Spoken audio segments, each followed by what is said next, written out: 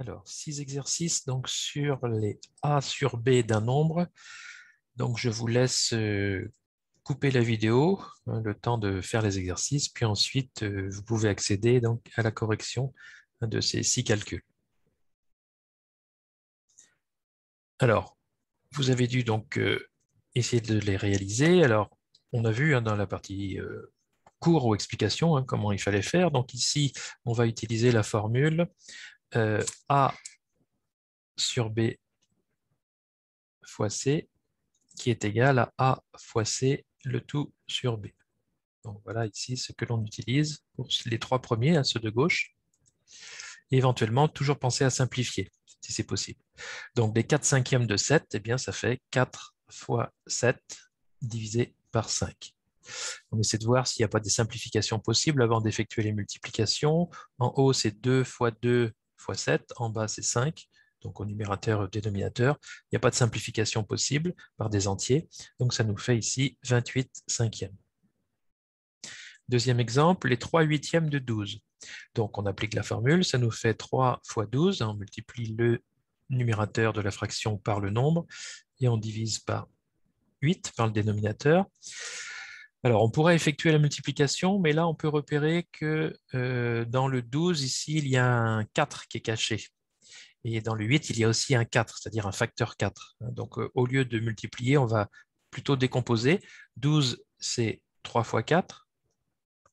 8, c'est 2 fois 4. Et maintenant, donc, je vois que je peux simplifier par 4, numérateur et dénominateur, c'est-à-dire diviser le numérateur et diviser le dénominateur par 4. Donc, il va me rester en haut simplement 3 fois 3, 9, et en bas, il me reste 2. Donc, soit je laisse sous forme de fraction, soit j'écris sous forme de nombre décimal. Ici, ce n'est pas précisé. Bon, je vais laisser sous forme de fraction vu le contexte de l'exercice. Le dernier de la première série ici, donc 22 tiers fois 6, donc ça nous fait 22 fois 6 sur 3.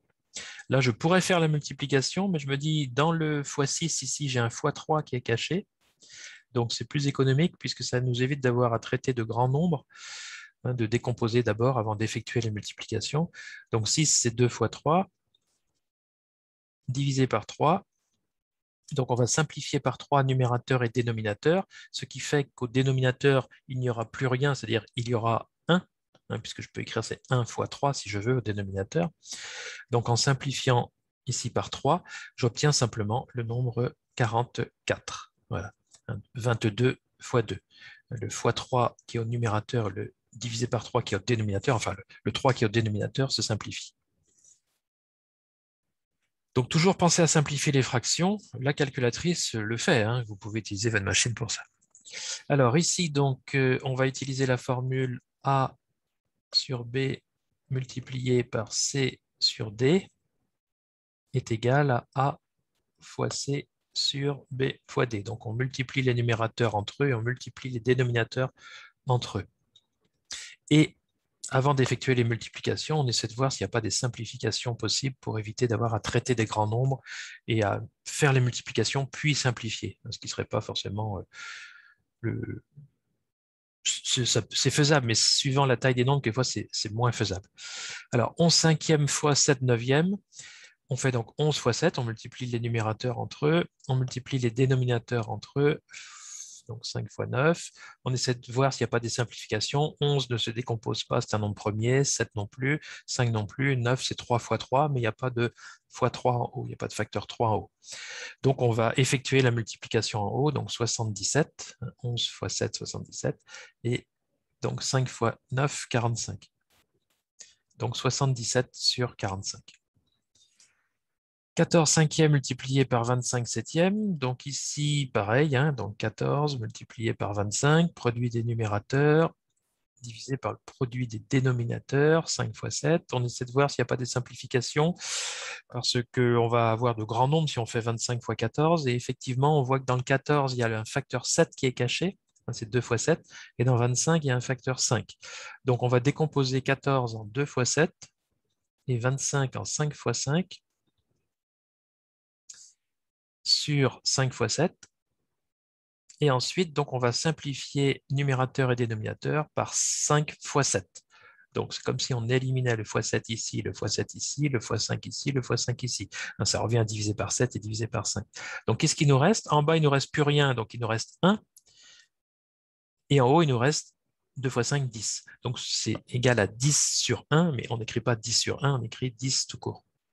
Donc, on obtient ici le nombre 10. Le dernier, 11 demi multiplié par 6 cinquièmes, donc pareil, hein, on fait 11 multiplié par 6 et divisé par 2 fois 5. On essaie de voir, pardon, 2 fois 5. On essaie de voir s'il n'y a pas une simplification possible. Et là, on s'aperçoit que dans le 6, il y a un facteur 2 qui est caché. Donc, c'est 11 fois 2 fois 3 sur 2 fois 5. Et là, donc, on va simplifier numérateur et dénominateur par 2. Donc, on divise par 2, numérateur et dénominateur. Donc, il nous reste au numérateur 11 fois 3, donc 33, et au dénominateur 5. Donc, on obtient 33 cinquièmes. Donc, voilà l'application, prendre les a sur b d'un nombre, donc ce qui correspond à multiplier par la fraction a sur b.